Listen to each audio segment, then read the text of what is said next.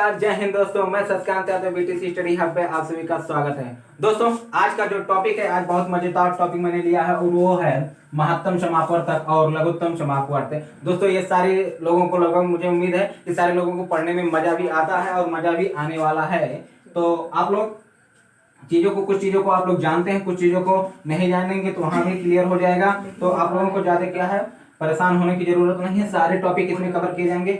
हालांकि इसको पहले जो है हमें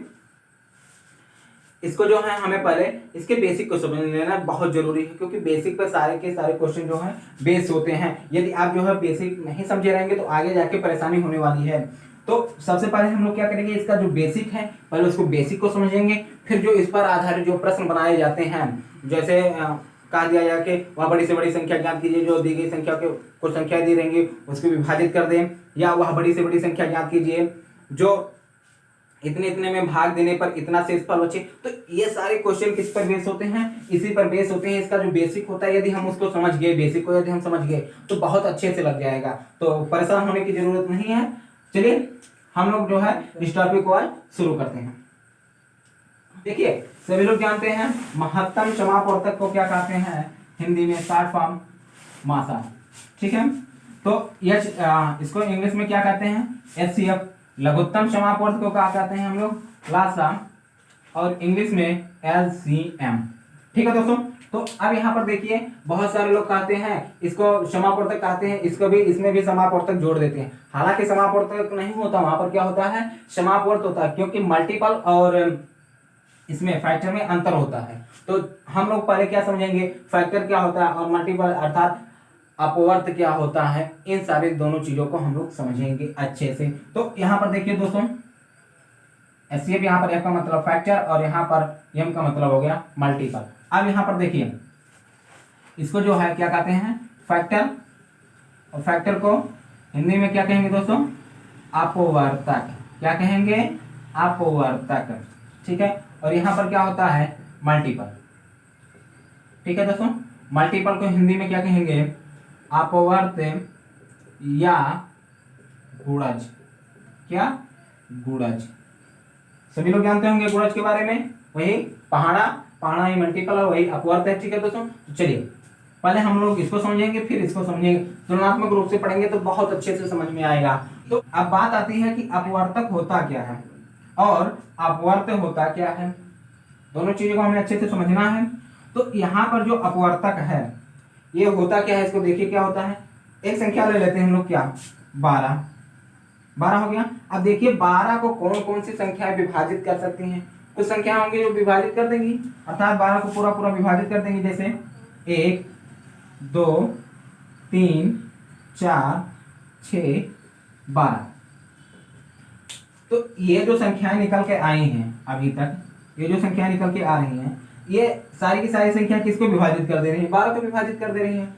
अब इस हिसाब से हम लोग कह सकते हैं कि अपवर्तक वह संख्याएं होती हैं जो दी गई संख्याओं को क्या कर दे, विभाजित कर दे, पूरा पूरा विभाजित कर दे। जैसे यहाँ पर 1 2 3 4 6 12 जो है 12 को क्या कर दे रही है, डिवाइड कर दे रही है, विभाजित कर दे रही हैं। तो जो संख्याएं विभाजित करने वाली हैं, ये जैसे यहाँ पर ये जो 6 संख्याएं निकली हुई हैं, ये सारी की सारी संख्याएं क्या कहलाएंगी, अपवर्तक किसके, 12 के, ठीक है दोस्तों। तो अब इसको यदि हम परिभाषित करें तो इस तरीके से आप लोग परिभाषित कर सकते हैं कि अपवर्तक वह संख्याएं होती हैं जो दी गई संख्या को पूरी पूरी क्या कर दें, विभाजित कर दें, दी गई संख्या को पूरी पूरी क्या कर दें, विभाजित कर दें। जैसे सपोज दैट यदि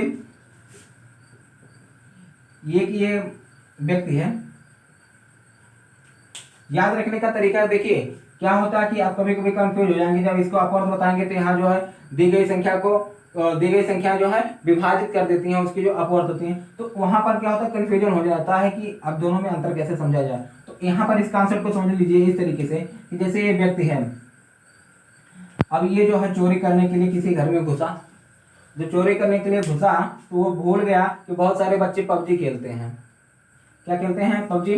तो एक पबजी खेलने वाला देख लिया कि चोर घुस आया घर में, तो क्या हुआ, पकड़ा गया। और जब पकड़ा गया तब वही पबजी के स्टाइल में इसकी कुटाई हुई, मारा गया, ठीक है। तो अब देखिए जितने लोगों ने उस चोर को पीटा वो सारे के सारे फैक्टर कहलाएंगे किसके, इस जो चोर के हो गए। तो अब जो पिट रहा है, जो पिट रहा है वो और जो इसको पीट रहे हैं वो, अब दोनों में एक रिलेशन बन रहा है क्या, कि जो पीटा जा रहा है वो सारे के सारे जो ये पीटे गए जो पीट रहे हैं सारे के सारे उसके क्या कहलाएंगे, अपवर्तक कहलाएंगे। क्या कहलाएंगे, अपवर्तक कहलाएंगे। तो जैसे यहाँ पर जो है 12 को जो भी संख्याएं डिवाइड कर दे रही हैं वो सारी की सारी क्या है, अपवर्तक संख्याएं हैं। और किसी की अपवर्तक हैं, 12 की अपवर्तक हैं।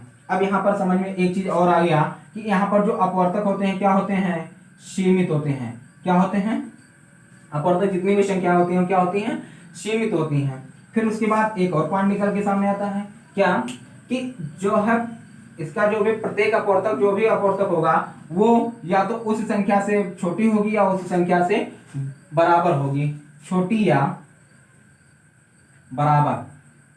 ठीक है दोस्तों, देख लीजिए आप यहाँ पर सबसे बड़ी संख्या क्या है 12, बाकी सारी संख्याएं क्या हैं, छोटी ही संख्याएं हैं। तो एक तरीके से क्या दिया जाए, समझ लिया जाए एक तरीके से कि इसको जो भी पीटेंगे या तो उसके बराबर के लोग रहेंगे या तो उससे छोटे रहेंगे, या तो उसके बराबर के लोग रहेंगे या तो उसके छोटे लोग रहेंगे। और लोग रहेंगे क्या, सीमित लोग रहेंगे। भाई घर में क्या होते हैं, सीमित ही लोग तो रहेंगे, वही लोग तो पीटेंगे। ठीक, तो ऐसे यहाँ पर जो है, और एक चीज और है, और यहाँ पर जो एक है, एक जो है कोई भी संख्या क्यों ना हो गई, सभी संख्याओं में एक जो है अपवर्तक रहता ही रहता है।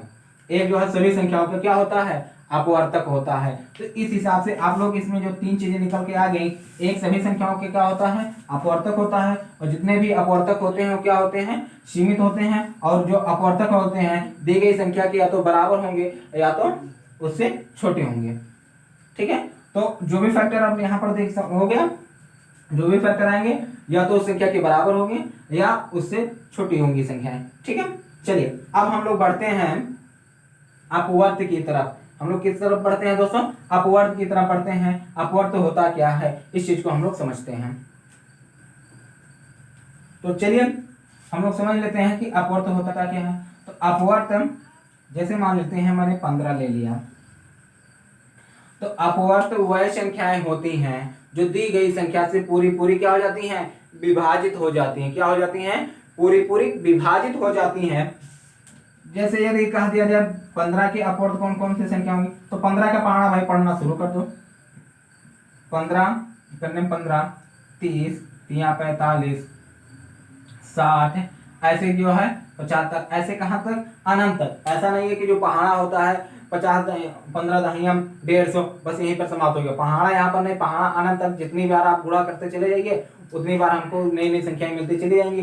तो इसीलिए इसको क्या बोला जाता है, अपवर्त या गुणज बोला जाता है। और जितने कोई भी संख्या होगी उसके गुणज अनंत ही होंगे। क्या होंगे, अनंत होंगे। जैसे यहाँ पर क्या है, ये सीमित संख्याएं थी, जितने भी फैक्टर थे वो सारे के सारे क्या है, सीमित थे और उससे छोटी या उससे बराबर थे संख्याएं। लेकिन अब यहाँ पर देखिए 15 से शुरू हो रहा, उससे बड़ी संख्या जा रही है। अर्थात यहाँ पर ये समझने वाली चीज है कि ये क्या है, छोटा है या तो अपने बराबर को पीटेगा या अपने ऊंचे से ऊपर वाले को पीटेगा।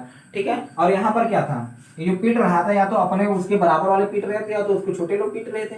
लेकिन यहाँ पर क्या हुआ कि जो अपने बराबर या अपने से बड़ी संख्याओं को ये क्या कर देती हैं, विभाजित कर देती हैं। तो अब इस हिसाब से देख लीजिए, परिभाषित समझ लीजिए कैसे हो गया कि अपवर्त वह संख्याएं होती हैं जो दी गई संख्या से पूरी पूरी क्या हो जाती हैं, विभाजित हो जाती हैं। यदि उसके 15 के पहाड़े में आ रही है संख्याएं तो जाहिर सी बात है वो संख्याएं क्या होंगी, पूरी पूरी विभाजित हो जाएंगी।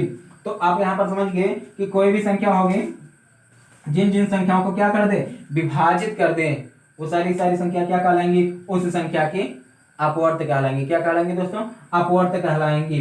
ठीक है दोस्तों, चलिए अब हम लोग समझ लिए कि अपवर्तक क्या होता है और अपवर्त क्या होता है। तो अपवर्तक वह संख्याएं होती हैं जो दी गई संख्या को पूरी पूरी विभाजित कर देती हैं, और अपवर्त वह संख्याएं होती हैं जो दी गई संख्या से पूरी पूरी क्या हो जाती हैं, विभाजित हो जाती हैं। यहाँ पर क्या है कि अपवर्त विभाजित करती है दी गई संख्या को, और यहाँ पर जो दी गई संख्या जो है वो अपने अपवर्त जो उसके जो भी अपवर्त रहेंगे उसको विभाजित करती हैं संख्याएं। ठीक है दोस्तों, चलिए अब हम लोग समझते हैं कि समापवर्तक क्या होता है और समापवर्त क्या होता है।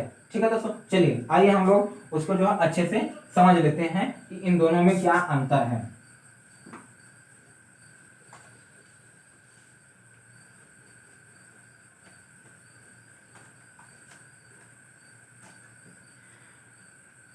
तो दोस्तों जैसे कि ये क्या है, समापवर्तक और ये समापवर्त।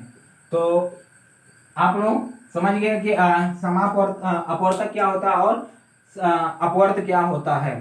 तो अपवर्तक और अपवर्त में अंतर बहुत है, ठीक है, इस चीज को ध्यान रखिएगा। जो लोग कह देते हैं लघुत्तम समापवर्तक और महत्तम समापवर्तक, अपवर्तक अपवर्तक कैसे आ जाएगा अंत में, ऐसा तो है नहीं।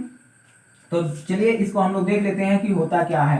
तो अभी आप हम लोगों ने क्या पढ़ा, फैक्टर, देखो इसको इंग्लिश क्या हो जाएगी इसकी, कॉमन फैक्टर। जाहिर सी बात है जो भी संख्या दी रहेंगी उसके जो फैक्टर जो सब में कॉमन होंगे जो फैक्टर, वही क्या कहलाएंगे, अब समापवर्तक। और यहाँ पर क्या होगा, कॉमन मल्टीपल।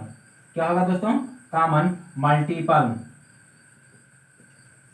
ठीक है दोस्तों, चलिए अब मैंने यहाँ पर देखिए, जब बात करनी होती है तुलना की, किसकी, तुलना की, तो जाहिर सी बात है तुलना जो है किस व्यक्तियों में, दो व्यक्तियों में की जाती है। तभी तो पता चलेगा कि उसके अंदर क्या अच्छाई है, क्या बुराई है, या उसके अंदर कौन सा गुण है, उसके अंदर कोई ये गुण नहीं है। तो ये सारी चीजों की तुलना हम तभी हो पाएगा जब वहां पर दो व्यक्ति रहेंगे तभी। अब ऐसा नहीं है आप कूप में मंडूक बने बैठे हुए हैं और आप जो है किसी, देखिए यदि आप पढ़ने बैठे हैं, कोई भी छात्र है यदि वो अकेले जो है बैठ के पढ़ रहा है, कोई कंपटीशन का मतलब कोई जो है टेस्ट वगैरह या कोई भी पेपर नहीं हल कर पा रहा, तो वो कैसे उसको पता चलेगा कि हमें कितना आता है।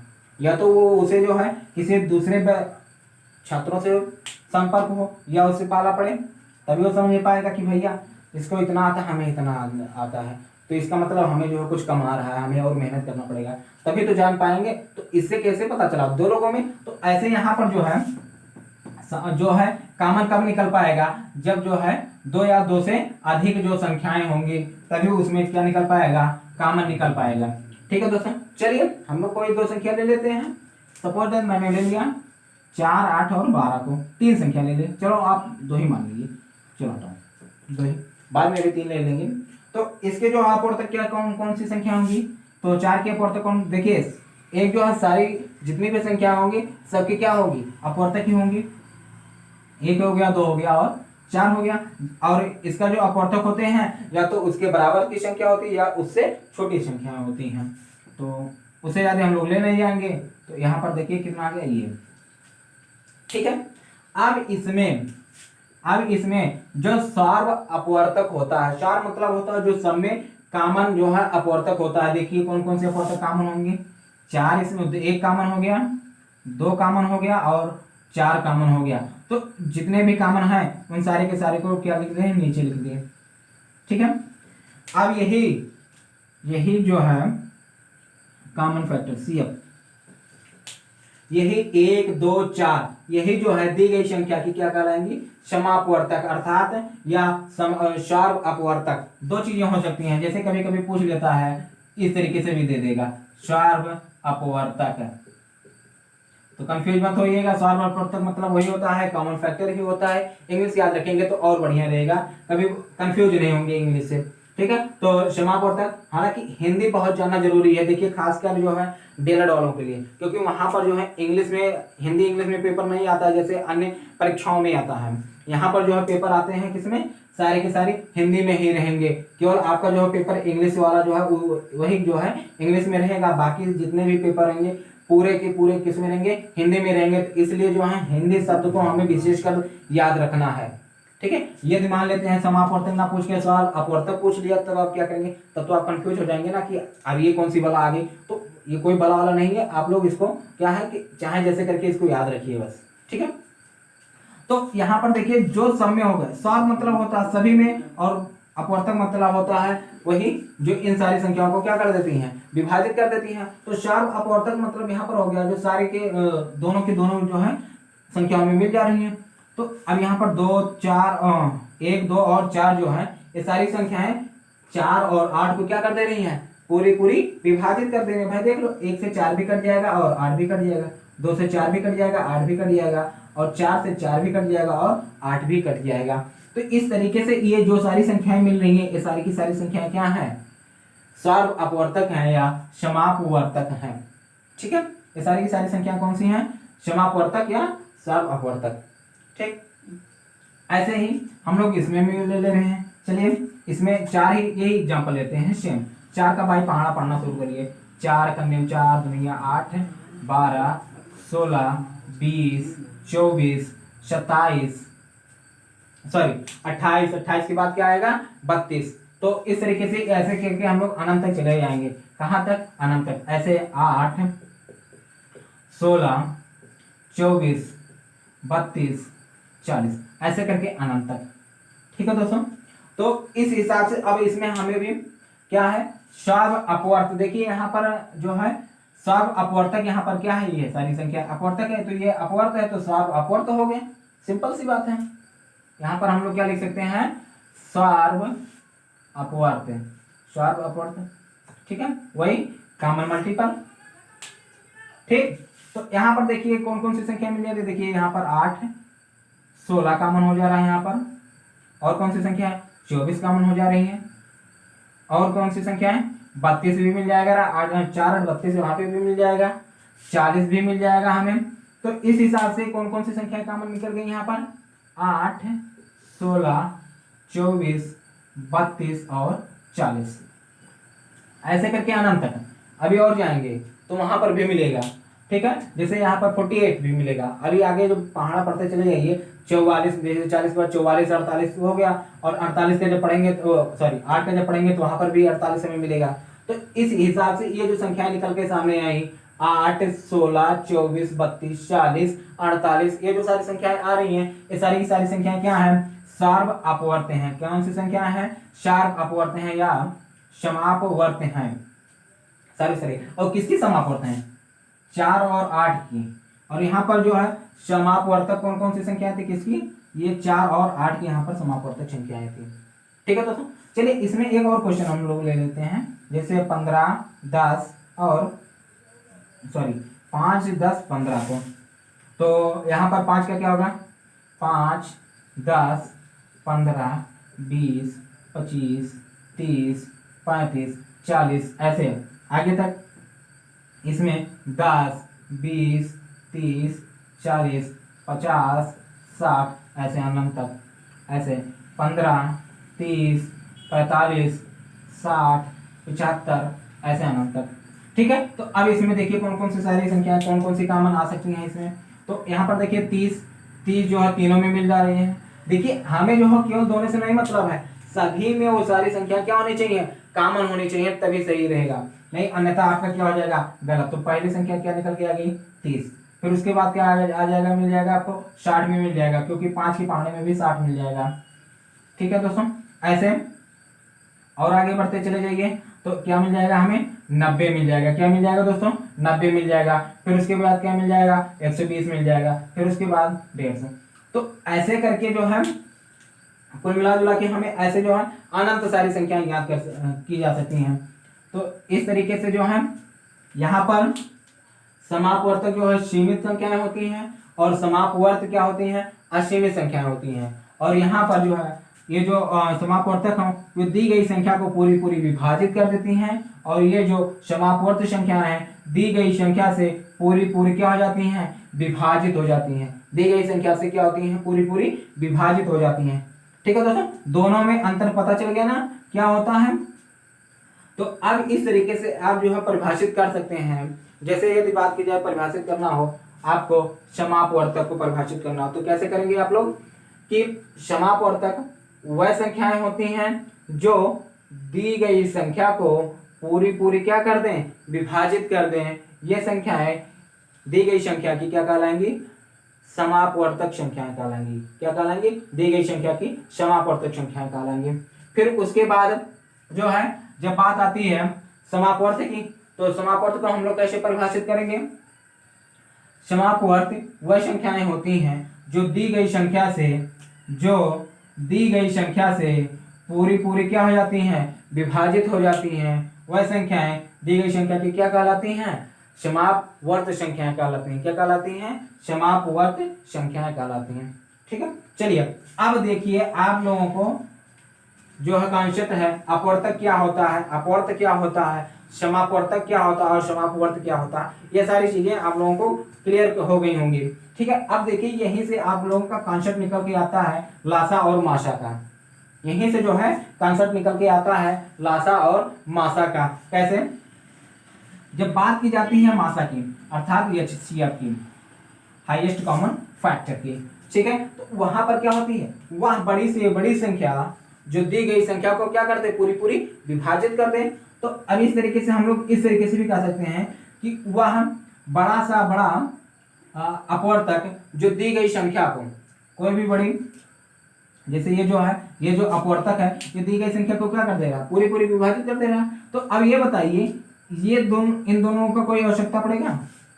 इन दोनों की भाई विभाजित कर दे रही हैं, लेकिन आप खुद बताइए जब कोई काम है, मान लेते हैं यही काम है, इस काम को जो है अकेले ये 4 कर सकता है, तो अब यहाँ पर देखिए 4 जो इन दोनों को क्या कर लेगा, या इन दोनों के स्थान पर ये अकेले इस कार्य को कर देगा। तो आप बताइए एक आदमी को बुलाएंगे कि आप जो है दोनों तीनों आदमी को बुलाएंगे? जाहिर सी बात है किसको बुलाएंगे, 4 को बुलाएंगे। भाई हमें ऐसा बाहुबली इसमें चुनकर लाना है जो क्या कर दे, ये जो 4 और 8 है इनको मार के गिरा दे। तो भाई वो बाहुबली कौन है, वो बाहुबली यही है 4।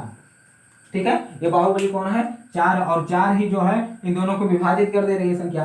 तो अब ये जो है इन दोनों संख्याओं के कोई मतलब नहीं कर रहा है, बिल्कुल नहीं। भाई एक काम के तुम लोग जो अरेस्ट करो, हम इनको जो है मार के हम खत्म करके फिर आते हैं। ठीक है, तो इन लोगों की आवश्यकता नहीं पड़ी। इन लोगों की आवश्यकता कहाँ केवल पड़ेगी, समापवर्तक में, क्योंकि वहां पर सारे लोगों के केवल क्या होती है, मौजूदगी। जैसे एक होता नहीं है लीग, आप लोग जो गेम वगैरह देखे होंगे तो उसमें बहुत सारे चरणार्थ होते हैं। ठीक है, तो उसमें क्या होता है, पहले जो है बहुत सारी संख्याएं, जो बहुत सारी टीमें एक साथ लड़ेंगी, फिर उसमें से कुछ टीमें जो जीते रहेंगी, टॉप पर रहेंगी, फिर उनको चुना जाएगा, फिर उसमें जो टॉप पर होंगे उनको चुना जाएगा, फिर जो है 2 टीमों में जो सबसे टॉप पर रहेंगी दोनों टीमें, उन दोनों के बीच युद्ध होता है। तो अब यहीं पर सेम वही है, कोई उसके बाद कोई एक ही जीतता है, उसके बाद क्या होता है, कोई एक ही जीतता है। तो अब मान लीजिए ये तीनों लोग थे, तीनों लोगों में बराबर बराबर क्या है, मैचेस खेले, और मैचेस खेलने के बाद पता चला कि यही जो 4 क्या हो गया, यही विजयी हुआ। जाहिर सी बात है 2 लोग तो विजयी होंगे नहीं, कोई एक ही जीतेगा, एक ही की कोई किसी का जीत ही होगी, तो 4 की जीत होगी। तो 4 जो है इन दोनों 4 को भी और 8 को भी हरा देगा। ठीक है, चलिए, तो ऐसे जो है सेम इसमें भी बात होती है। तो अब यहाँ पर क्या है कि ये होता है क्या, एलसीएम, लिस्ट कॉमन मल्टीपल। अब यहाँ पर एलसीएम कौन सी संख्या होती है, एलसीएम वह छोटी से छोटी संख्या जो दी गई संख्या से क्या हो जाए, पूरी पूरी विभाजित हो जाए। विभाजित ना करते भाई, 30 जो है 5, 10, 15 को विभाजित कर पाएगा? आप खुद ही सोचिए, कर पाएगा? नहीं ना। कोई संख्या किसी संख्या को वही संख्या विभाजित कर सकती है, या तो उसके बराबर हो या तो उससे छोटी हो, उससे बड़ी संख्या विभाजित करेगी नहीं। आप खुद ही सोच लिए, क्या 2 में जो है 4 से भाग जाएगा? नहीं, लेकिन 4 से क्या हो जाएगा, 2 में भाग चला जाएगा, 4 से 4 में भाग चला जाएगा। तो इस तरीके से क्या हो जाएंगी, संख्या क्या हो जाएंगी, विभाजित हो जाएंगी। तो जब भी कंफ्यूजन की जब बात आती है, जैसे क्या होता है कि जब हम लोग परिभाषा लिखना होता है, परिभाषा भी पूछा गया है कि लासा का परिभाषा बताइए, मासा का परिभाषा बताइए, कोई उदाहरण देकर समझाइए। तो इसी तरीके से आपको वहां पर करना पड़ेगा। तो अब यहाँ पर देखिए, जैसे यहाँ पर 30 है, तो ये जो 30 है दी गई संख्या से क्या होनी चाहिए, पूरी पूरी विभाजित हो जानी चाहिए। और सबसे छोटी संख्या, जैसे यहाँ पर सबसे बड़ी संख्या ली जा रही है, वैसे यहाँ पर सबसे छोटी अपवर्त ली जाएगी। तो सबसे छोटी अपवर्त संख्या कौन सी है, 30। फिर सोचोगे ये 60, 90 इन लोगों के क्या क्या काम है? भाई जाहिर सी बात है हमें पता करना पड़ेगा ना कि इससे छोटा है कोई कि नहीं है। तो जाहिर सी बात है कि अब भाई इसके आगे जैसे बढ़ते चले जाएंगे बड़ी संख्या ही प्राप्त होगी, तो हमें क्या करना है, सबसे छोटे को ही चुनना है। तो फिर पूछो ये कोई कहेगा भाई 60 भी जो है 90 से छोटा है, तो हमें जो छोटे में से सबसे छोटे पे चुनना है। अर्थात जो है हमें जो ऐसी टीम चुननी है जो सबसे निचले पायदान पे हो, जो किस पे रहो, निचले पायदान पे हो, वो किस में होने चाहिए, एलसीएम में। और जो सबसे ऊंचे पायदान पे, सबसे नंबर पे 1 पे हो, वो कहाँ पर होगी, 4, अर्थात एचसीएफ। ठीक है दोस्तों, तो अब यहाँ पर परिभाषा के रूप में हम लोग कहते हैं कि वह छोटी से छोटी संख्या जो दी गई संख्या से पूरी पूरी क्या हो जाए, विभाजित हो जाए, वह संख्या दी गई संख्या की क्या कहलाएगी, लासा कहलाएगी या लघुत्तम समापवर्त कहलाएगी। ठीक है दोस्तों, चलिए मेरे ख्याल से आप लोगों को समझ में आ गया कि लासा का कॉन्सेप्ट कहाँ से आया और मासा का कॉन्सेप्ट कहाँ से आया। तो यहीं से जो कॉन्सेप्ट बनता है समापवर्त से, यदि आपको जो समापवर्त क्लियर हो गया तो यहीं पर जो है सबसे छोटी संख्या आप निकाल लीजिए। जैसे क्वेश्चन देखिए, हमें क्या होता है कि कौन से क्वेश्चन आए हैं उसको रिपीट करने के साथ साथ उससे कैसे क्वेश्चन और बन सकते हैं, उन सारे क्वेश्चनों पर हमें जो है सोचना चाहिए, तभी आप जो है आगे सफल हो पाएंगे। तो अब देखिए यहाँ पर जो एक क्वेश्चन इस तरीके से बन सकता है कि लघुत्तम समापवर्त का जो है निकालने के लिए कहा दिया जाए कि इसके समापवर्तक विधि से निकालिए, या समापवर्तक में जो है समापवर्तक निकालने के साथ साथ उसमें उसका लासा भी बताइए या मासा भी बताइए। तो इस तरीके से हमें क्या करना पड़ेगा, इस तरीके से हल करना पड़ेगा, तभी वो निकलेगा। ठीक है, तो चलिए मेरे ख्याल से जो है लासा और मासा आप लोगों को कैसे निकल गया और कैसे निकाला जाता है या कहाँ से आया, वो चीजें आप लोगों को यहाँ पर क्लियर हो गई होंगी। तो एक बार मैं फिर से रिपीट कर दे रहा हूं मासा की परिभाषा। तो मासा में कि वह बड़ी से बड़ी संख्या जो दी गई संख्या को पूरी पूरी विभाजित कर दे, वह संख्या दी गई संख्या की क्या कहलाएगी, मासा कहलाएगी। ऐसे लघुत्तम की बात जब होती है तो वह छोटी से छोटी संख्या जो दी गई संख्या से पूरी पूरी विभाजित हो जाती है, वह संख्या दी गई संख्या की क्या कहलाएगी, लघुत्तम समापवर्त कहलाएगी। ठीक है दोस्तों, चलिए अब हम लोग क्या है कि अब जो है एक एक टॉपिक को अच्छे से हम लोग पढ़ते चलेंगे। एलसीएम और एचसीएफ को अब अलग अलग करके हम लोग पढ़ेंगे, अब एक में नहीं पढ़ेंगे। अभी तक था कि हम लोग जो है एक साथ इसको पढ़े, किस लिए कि जिससे कंफ्यूजन दूर हो जाए। तो मेरे ख्याल से अब कोई कंफ्यूजन नहीं होगा। यदि कंफ्यूजन है तो आप लोग जो है कमेंट बॉक्स में कमेंट करके जरूर बताइए, उसको जो है अगले जो भी वीडियो आएगा उसमें जो है उस चीज को दूर कर दिया जाएगा। तो यहाँ पर देखिए HCF भी है, LCM भी है। तो हम लोग क्या करेंगे, एक एक टॉपिक पढ़ेंगे। पहले हम लोग HCF अच्छे से पढ़ लें, फिर उसके बाद क्या है कि हम लोग जो है LCM को अच्छे से पढ़ेंगे। तो इससे क्या होगा कि आप कभी कंफ्यूज नहीं होंगे। इसके जो क्वेश्चन है काफी घुमावदार होते हैं, तो उसमें क्या होगा जब एक साथ पढ़ेंगे तो कंफ्यूजन आ जाएगी।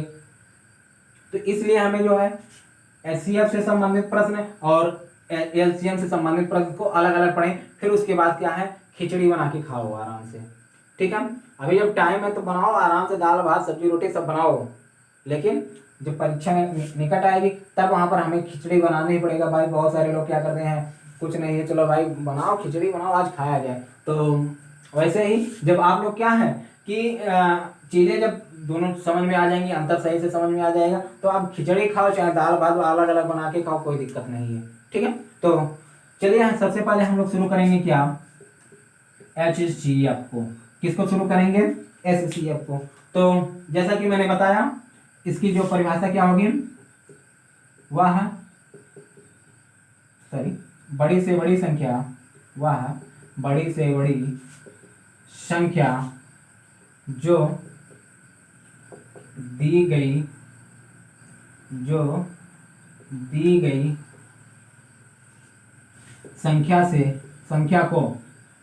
संख्या को पूरी पूरी विभाजित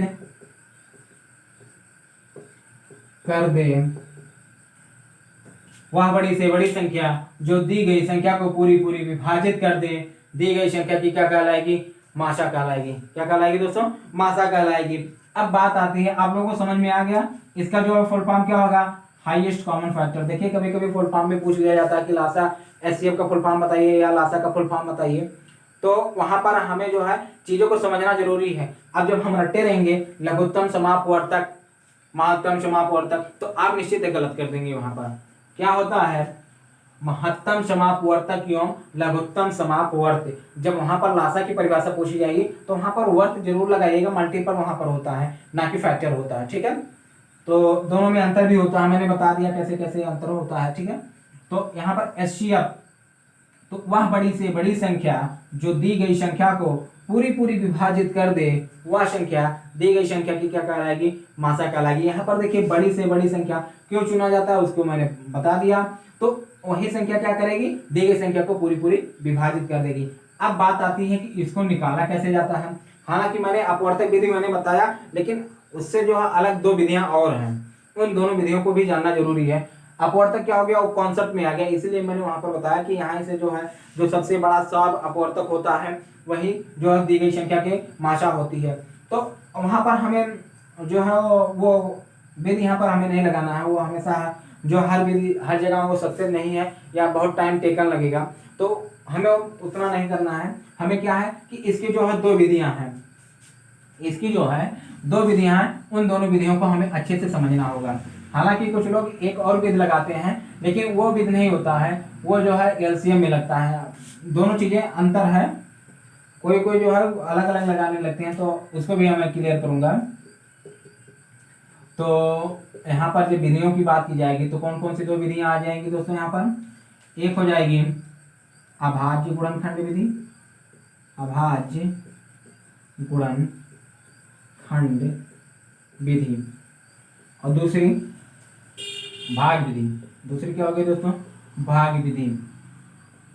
ठीक है, तो इस तरीके से आप लोग भाग देना, संख्याओं में भाग देना जानते होंगे और उसका जो है गुणनखंड निकालना भी जानते होंगे। लेकिन अब यहाँ पर हमें निकालना क्या है, अभाज्य गुणनखंड। क्या निकालना है, अभाज्य गुणनखंड, और जो है एक जो विधि है वो है भाग विधि।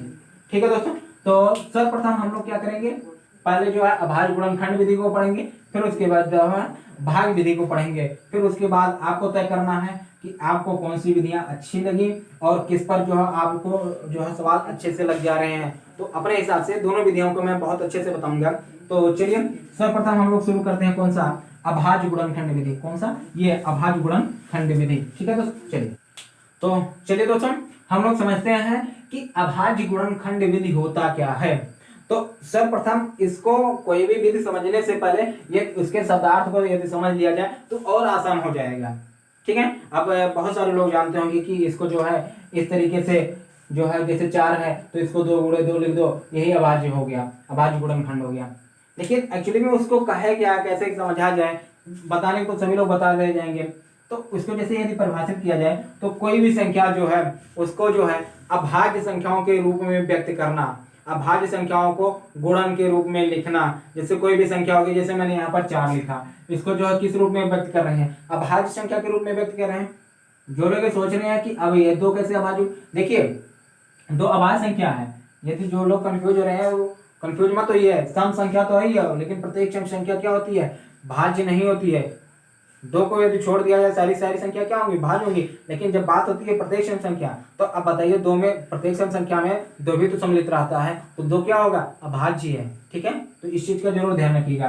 तो यहाँ पर देखिए कोई भी संख्या होगी उसको जब है हम लोग अभाज्य संख्याओं के रूप में, अभाज्य संख्याओं को गुणे के रूप में प्रदर्शित करते हैं, एक तरीके से गुणा करके हम लोग उसको प्रदर्शित करते हैं, तो उस तरीके से क्या प्रदर्शन क्या कहलाएगा, अभाज्य गुणन। ठीक है, और इस विधि से निकालना क्या कहलाएगा, अभाज्य गुणनखंड विधि। ठीक है, तो जैसे यहाँ पर मैंने 4 लिखा, अब इसको निकाला कैसे जाएगा। जैसे क्या है, बहुत सारे लोग जानते हैं, लेकिन कुछ लोग जो है इसमें बहुत सारे लोग क्या है कमजोर हैं। कक्षा 8वीं से जो है वो लोग गणित छोड़ दिए हैं, 8 पढ़ने के बाद गणित छोड़ दिए हैं, तो उनके लिए थोड़ा सा क्या होता है, समस्या आ जाती है कि कैसे निकाला जाएगा। तो चलिए देखते हैं, हम लोग एक संख्या ले लेते हैं जैसे 12, और इसको जो है इस तरीके के रूप में विभाजित करना है।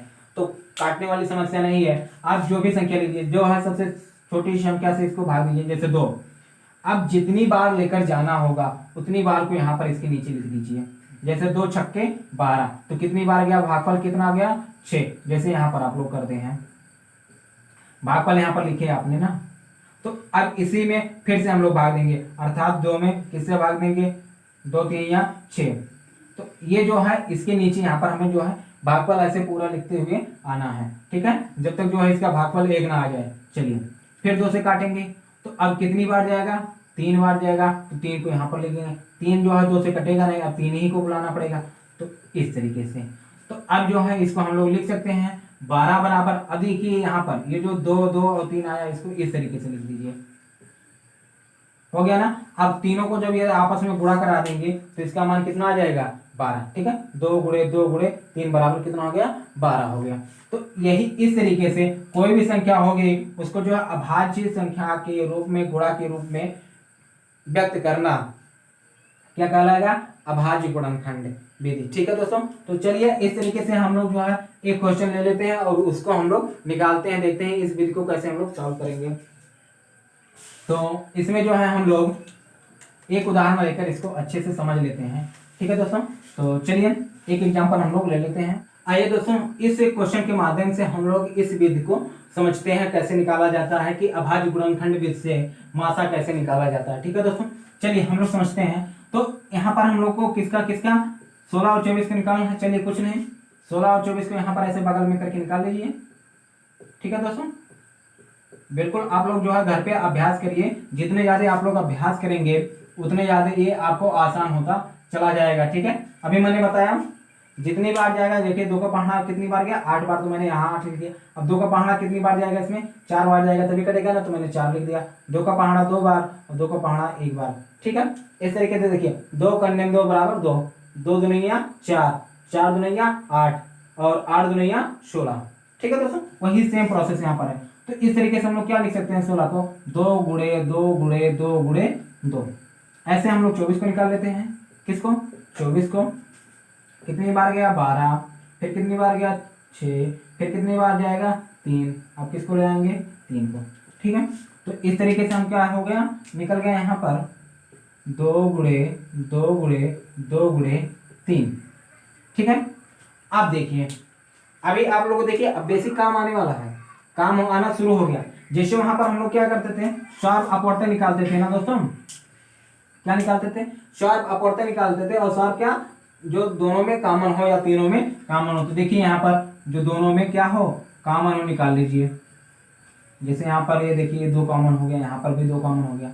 अब देखिए 1 2 यहाँ पर इसमें नहीं है और ना 3 उसमें है, तो अब क्या करेंगे तो इसके यहाँ पर हम लोग लिख सकते हैं कि 16 और 24 का मासा बराबर कितना आ जाएगा। अब देखिए ये गुणा के रूप में लिखा तो हमें गुणा के रूप में लिखना है इस तरीके से। अब गुणा करा दीजिए तो कितना आ जाएगा 8। कितना आ जाएगा दोस्तों 8। यही आपका क्या आ जाएगा आंसर हो जाएगा, ठीक है दोस्तों। तो इस तरीके से आप लोगों को निकालना है। जैसे क्वेश्चन यही आ जाएगा 16 और 24 का मासा जो है अभाज्य गुणनखंड विधि से ज्ञात कीजिए। तो आपको जो है इस विधि से निकालना पड़ेगा, ठीक है। किस विधि से, इस विधि से हमें निकालना पड़ेगा, ठीक है दोस्तों। चलिए आप लोग जो है वीडियो को रोककर इसको नोट कर सकते हैं। चलिए एक क्वेश्चन के माध्यम से और इसको अच्छे से हम लोग समझ लेते हैं। वो ऐसा क्वेश्चन लेते हैं जिसमें 3 हो, ठीक है। चलिए जिसमें 3 संख्या दे हो उस क्वेश्चन को हम लोग लेते हैं। तो चलिए दोस्तों इस क्वेश्चन को हम लोग समझते हैं। इसमें देखिए 48 64 और 72 का मासा किस विधि से ज्ञात करना है, अभाज्य गुणनखंड विधि से ज्ञात करना है। तो हमें जो है इसको जो है अच्छे से समझना है। देखिए वहां पर भी वही काम करना है किए थे और जो काम वहां पर किए थे वही काम यहाँ पर भी करना है। जैसे 48 64 को हम लोग जो है अभाज्य संख्या के रूप में व्यक्त करेंगे। तो चलिए कुछ नहीं जान पा रहे हैं इस तरीके से आप लोग निकाल ही सकते हैं। तो ऐसे करके हम लोग निकाल लेंगे। तो देखिए कितना आ गया 2 × 2 × 2 × 2 × 3। कितनी बार 2 आया है 4 बार, ठीक है दोस्तों। कितनी बार आ गया 4 बार आ गया, ठीक है दोस्तों। चलिए अब ऐसे करके हम लोग किसका निकालेंगे 64 का निकालेंगे। तो जाहिर सी बात है आप लोग जो है चलिए हम यहीं पर बगल में निकाल दे रहे हैं इसको 64। तो 32 जो है यहाँ पर 16, यहाँ पर इसका आधा करते चले जाइए, आराम से निकलता चला जाएगा 2 और 2 से भाग देंगे कितना आ जाएगा 1। तो कितनी 1 2 3 4 5 6। तो 2 × 2 × 2 × 2 × 2 2 दूनिया 4 दूनिया 8 दूनिया 16 दूनिया 32 दूनिया 64। कितना हो गया 1 2 3 4 5 6, ठीक है। अब इसी तरीके से हम लोग किसका निकालेंगे 72 का निकालेंगे। किसका निकालेंगे दोस्तों 72 का निकालेंगे। तो कितनी बार जाएगा 2 2 3 या 6 2 6 12। फिर इसका आधा करेंगे तो कितना आ जाएगा 2 × 2 2 16। फिर भाग देंगे 2 9 18, 3 से जाएगा 3। तो इस हिसाब से इसका कितना निकल जाएगा, 2 गुणे 2 गुणे 2 गुणे 3 गुणे 3।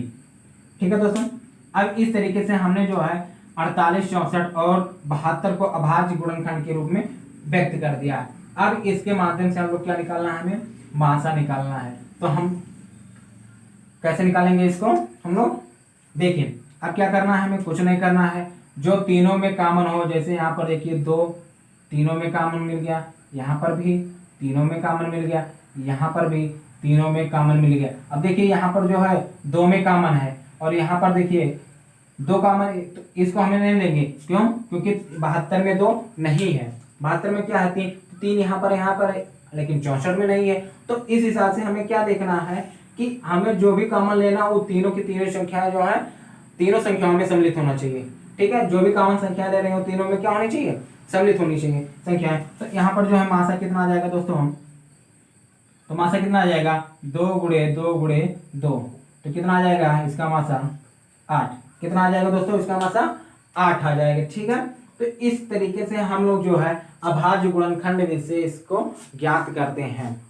ठीक है दोस्तों, यदि जो है इसमें किसी को भी कोई प्रॉब्लम है या कहीं भी किसी भी टॉपिक पर यदि कोई कंफ्यूजन है तो वो लोग नीचे कमेंट बॉक्स में कमेंट करके हमें जरूर बताइएगा, जिससे जो भी अगला वीडियो बने तो उसमें जो है उस सारे जो भी कंफ्यूजन रहेंगे उन सारे कंफ्यूजनों को क्या कर दिया जाए, हल दूर कर दिया जाएगा।